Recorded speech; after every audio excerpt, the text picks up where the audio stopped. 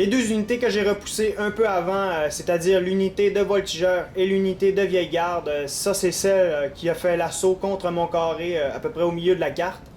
Et ça c'est l'unité contre laquelle j'ai envoyé une unité d'infanterie de ligne en mêlée. C'est donc que ces deux unités sont allées renforcer le dispositif ennemi du côté de son aile gauche. C'est à ce moment-ci que, comme je sais que les fenêtres sont très peu nombreuses sur une maison, je tente d'approcher mes unités d'infanterie légère pour abattre quelques-unes des unités qui entrent dans la bâtisse. Cependant, cette tentative va se solder par un échec, puisque leur portée est vraiment trop minime et je n'ose pas m'avancer davantage pour l'instant. Du moins, pas avant que mon renfort arrive. Comme vous pouvez le constater, il commence à faire route de ce côté-ci. C'est donc qu'initialement, défensivement, contre une sortie massive de mon ennemi, de ces deux bâtisses, je me suis gardé 3 unités de rifles ainsi que 3 unités d'infanterie de ligne d'élite. Cependant, il n'y a aucune des unités que j'ai gardées qui est intacte. Comme vous pouvez le constater, mon infanterie de King German Legion Foot notamment ne possède plus que 34 unités.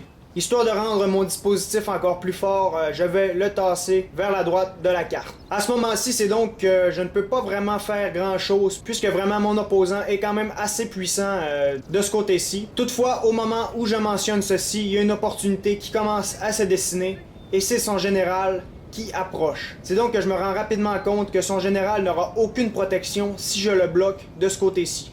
C'est ainsi qu'en voyant le général de mon opposant se diriger vers la maison, je commence à entreprendre le siège de ce dernier et de l'armée qu'il est allé supporter. C'est donc que, comme je l'ai déjà mentionné, je pousse mon front défensif vers la droite, histoire d'être plus proche du reste de mon armée. Et d'autre part, je demande à ma cavalerie de se diriger de ce côté-ci, histoire de bloquer toute retraite de son général. Et comme vous pouvez le constater, il y a vraiment beaucoup d'actions qui se préparent de ce côté-ci. Je présume donc que mon opposant est en train de saisir qu'il va bientôt être prisonnier s'il ne bouge pas très rapidement. Il va donc ordonner à ses unités de sortir de la bâtisse, mais cependant, avant qu'il ne soit trop tard, je vais retourner mes propres unités de ce côté-ci pour l'abattre le plus rapidement possible. C'est donc qu'en se basant sur la limite de la carte, il va protéger ses arrières. Et de ce côté-ci, moi je vais tenter de venir le prendre de flanc avec une unité de Highland Foot. D'autre part, comme je vois que la chose presse, je décide d'aller prélever 2 autres unités, c'est-à-dire une unité de rifle ainsi qu'une unité d'infanterie de ligne relativement intacte, histoire de venir renforcer mon front de ce côté-ci. C'est donc que, comme vous pouvez le constater, pour abattre mon ennemi, je me fie vraiment sur la supériorité numérique momentanée sur divers points sur le champ de bataille. À ce niveau-ci, il réussit donc à abattre une unité de Highland Foot. Cependant, mon unité de renfort vient se placer et cette dernière, c'est la Foot Guard, qui va être vraiment plus solide du côté moral minimum. Comme vous pouvez le constater, son général est donc pris au piège. De ce côté-ci, je bloque le front. De ce côté-ci, je coupe toute retraite avec ma cavalerie. Et de ce côté-ci, mon infanterie de ligne s'occupe de bloquer son flanc gauche. D'autant plus que les 2 unités que je suis allé prélever sur mon front défensif vont aller bloquer à ce niveau-ci mon ennemi. C'est alors qu'il y a une légère opportunité qui s'offre à moi. Cependant, elle va rapidement plier bagage. Et cette opportunité, c'était que ces voltigeurs ont sorti de la maison. J'ai donc ordonné une charge de la part de mon général et des dragons. Cependant, ils vont entrer à l'intérieur, ce qui va vraiment me mettre en grand péril durant quelques instants. Je vais donc me replier le plus vite possible à ce niveau-ci. De ce côté-ci, je décide donc de reculer légèrement mon front, histoire de donner le relais à mes unités de renfort. Mais surtout pour bloquer toute retraite du côté gauche de mon ennemi. D'autre part, pour déloger les voltigeurs ennemis, puisque mon général accompagné des dragons n'a pas fait, j'ai envoyé une unité de Blackwatch à ce niveau-ci pour prendre la maison. Je me fie donc sur ce petit moment de répit pour occuper très rapidement la maison, histoire de couper toute retraite de la part de son général. Cependant, ce dernier va commencer à s'approcher.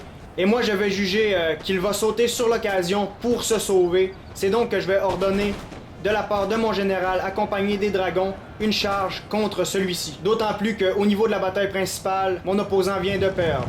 C'est alors que je me dis que je vais gagner à ce niveau-ci la bataille. Cependant, je vais être très déçu très rapidement. En effet, mon général, le duc de Wellington, trépasse sous la furie du général ennemi. C'est donc que contre toute attente, le général ennemi vient d'abattre mon général, ainsi que ma dernière unité de cavalerie. Il va alors tout bonnement prendre la fuite par la forêt juste ici pour aller retrouver le reste de son armée. Je viens donc de gagner une victoire militaire, mais non pas morale, sur mon opposant. C'est-à-dire qu'à partir de ce moment-ci, ce dernier va vraiment avoir un important avantage niveau moral. Je commence ainsi à réorganiser mon armée pour l'assaut final. Comme vous pouvez le constater, la barre juste ici n'indique Rien d'excellent pour moi, hein. En d'autres termes, vraiment, moi j'ai perdu mon général, et selon la logique du jeu, les chances de succès sont toujours égales du côté de chacune des armées. C'est donc que je ne juge aucunement que j'ai gagné la bataille, malgré les 3 ou 4 succès que je viens d'acquérir. C'est donc que bien évidemment, ma prochaine étape, ça va être d'aller attaquer cette maison-ci, puisque la majorité de mon armée va être aisément capable d'envelopper son flanc à ce niveau-ci. À ce moment-ci, j'essaie le moins possible de pousser les nerfs de mon armée, puisque vraiment, à date, la majorité de mes soldats sont extrêmement fatigués. Outre bien sûr ceux qui sont au niveau de mon front défensif, qui d'ailleurs devient de moins en moins défensif et se met en branle. Du côté de mon ennemi aussi, ce dernier réorganise ses effectifs. Il est donc visiblement en train de se préparer contre l'attaque imminente qui se dirige contre lui. Cependant, à ce niveau-ci, comme on peut le constater, il va sortir de son état défensif et va commencer un mouvement de flanc du côté de son aile droit. Et moi, je vais rapidement saisir l'opportunité en envoyant mes rifles pour harceler les flancs de ces unités en marche. Comme vous pouvez le constater, ces derniers vont rapidement tirer sur son flanc. Lui va s'en rendre compte très rapidement et va se diriger contre mes unités. Cependant, comme je sais très bien que ces derniers n'ont aucune chance de survie contre 2 infanteries de ligne, je vais les replier sous le couvert de mon autre infanterie de ligne, c'est-à-dire de ma foot guard. Et c'est ainsi que du haut de ma colline, je vais continuer mon harcèlement. Alors que mes unités à ce niveau-ci sont en train de se placer, mes unités de ce côté-ci vont aussi se placer, mais pour contre-attaquer mon ennemi juste au bas de la colline, ici. Avec un lambeau d'infanterie de ligne, je vais aller protéger mon flanc que voici, alors qu'avec mon infanterie légère, je vais aller attaquer le flanc ennemi juste ici. Et ce dernier, avec ses soldats, va planifier une charge contre cette dernière unité, que je vais replier sous peu. Je vais donc tâcher de ramener mes unités sur le dessus de la colline, et je vais retourner mes unités d'infanterie de ligne pour prendre l'infanterie de ligne suisse qui monte cette dernière. Comme vous pouvez le constater, je suis en train de faire un front croisé à ce niveau-ci. Cependant, la majorité des balles vont arriver dans le sol, ce qui est vraiment un gros défaut du jeu, puisque rarement à l'ère napoléonienne, les soldats ont commencé à tirer dans le sol sans raison. Puisque j'ai retourné mon unité d'infanterie de ligne, mon opposant va alors charger mes unités d'infanterie légère. Moi, comme je suis entouré, je vais me mettre en carré très rapidement. Et lui aussi, puisqu'il est entouré, il va se mettre en carré. Mon unité que voici va alors commencer à manquer de balles. Et ça tombe bien puisque mon ennemi, justement, vient l'assaillir en mêlée. Et comme vous avez pu le constater, mon opposant n'a vraiment pas fait long feu puisqu'il était assailli à ce niveau-ci. Du côté de l'infanterie de ligne suisse qui avait tenté de me flanquer et d'entrer en mêlée contre mes unités d'infanterie légère, cette dernière va donc se placer juste ici et va être vraiment assaillie de toutes parts de la part de mes unités. Ah oui, en passant, mon infanterie légère, qui est en train de poursuivre les fuyards qu'elle venait de démoraliser, s'est donc fait attraper dans une embuscade de la part d'une autre infanterie de ligne suisse. Du côté de l'autre infanterie de ligne qui me poursuivait, c'est donc que bien évidemment, celle-ci a vraiment souffert. Et je vais vraiment devoir demander à mes hommes qu'ils arrêtent rapidement de tirer sur les fuyards, puisque ça fait beaucoup de tirs ennemis. Hein. Ça, c'est très dangereux, un mouvement très dangereux à faire. Hein. Cependant, ça a tellement démoralisé l'ennemi que je crois que ces quelques tirs amis en ont valu la peine. Mieux vaut tard que jamais, je constate à ce moment-ci que j'ai 2 unités qui se sont reformées derrière. Je vais donc les apporter le plus rapidement possible sur le front principal, préalablement à l'attaque. Pendant ce temps-là, j'ai été surpris par la même infanterie de ligne suisse qui a pris mes unités en embuscade. Je vais donc me retourner en mêlée en partie contre ces derniers, puisqu'il y a une bonne partie de mes unités qui n'ont plus de balles. Je vais donc tâcher de faire le plus rapidement possible, histoire de les attaquer avec mes unités qui ont toujours des balles, alors que mes infanteries de mêlée vont l'accrocher au corps à corps. Je vais ainsi tenter de l'encercler le plus rapidement possible. Cependant, mes unités ont été démoralisées, mais effrayées par le nombre, les unités ennemies vont elles aussi être démoralisées immédiatement après. Ce n'est donc que suite à cette dernière action que, enfin, l'avantage s'est retourné de mon côté, du moins si on se fie sur la barre que voici. Je vais alors encore, pour une énième fois, réorganiser mes lignes, histoire de concrétiser l'attaque finale contre mon opposant. Et c'est alors qu'au même moment où je réorganise mes lignes, je constate que mon opposant commence à fuir des baraques qui l'occupent. C'est donc que la tendance est en train de se généraliser. En effet, les 2 baraques sont en train de se vider. C'est donc que, bien évidemment, je vais ordonner à la totalité de mon armée de courir pour aller accrocher mon ennemi.